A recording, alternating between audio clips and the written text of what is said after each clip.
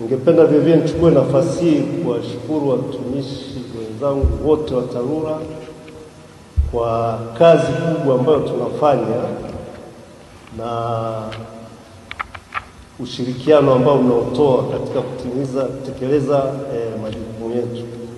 Kwa hiyo niwapongeze sana. Mrejesho tunaopata kwa kweli sio mbaya sana, lakini bado tunahitaji kuweka nguvu katika kufanya kazi zetu ili kuwahudumia wananchi wetu. Na sasa hivi kama mnavyojua tena tunaingia kwenye kipindi cha mvua.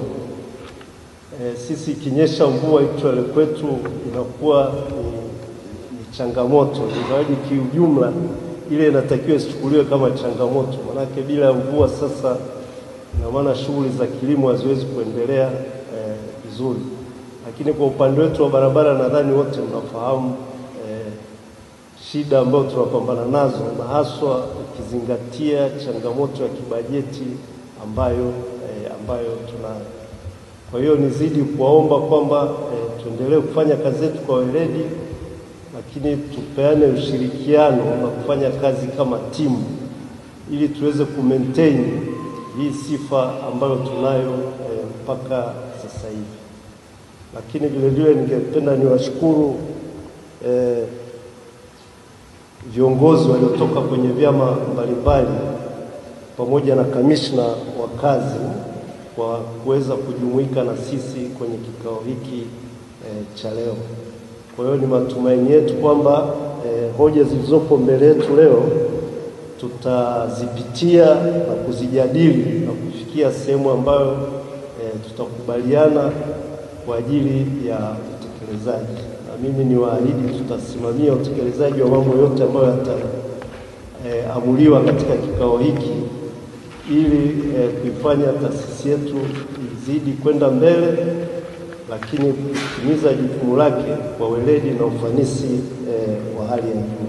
Kwa jina naitwa Mhandisi Zuena Mvungi, ni meneja wa TARURA mkoa wa Mtwara. Nikianza kwa kikao cha leo, kikao hichi ni baraza la wafanyakazi la TARURA. Umuhimu wa baraza hili kwanza ni kujua maslahi mbalimbali ya watumishi, lakini vile vile kupata maandalizi ya bajeti kwa mwaka unaofuata, mwaka 25-26, lakini vile vile pia kujipima kwamba tunatoka wapi, tunaelekea wapi. Katika maeneo hayo matatu ndio wanatusaidia katika umuhimu wa hili baraza na kuweza kujua kwamba mustakabali wa taasisi yetu inatoka wapi, inaelekea wapi. Lakini vile vile pia ongezeko la bajeti ambalo limekuwa likifanyika mara kwa mara limetusaidia sana katika kuendeleza miundombinu yetu ya barabara katika mikoa yetu pamoja na Tanzania kwa ujumla. Kwanza tunaboresha barabara ambazo ziko katika matabaka ya udongo tumeweza kuziwekea changarawe, zilizo katika matabaka ya changarawe tumeweza kuziwekea lami. Lakini vile vile kufungua maeneo ya barabara ambazo zinakuwa hazipitiki. Kuna maeneo ambayo nakuta kulikuwa kuna labda hamna vivuko, tumeweza kuboresha vivuko mbali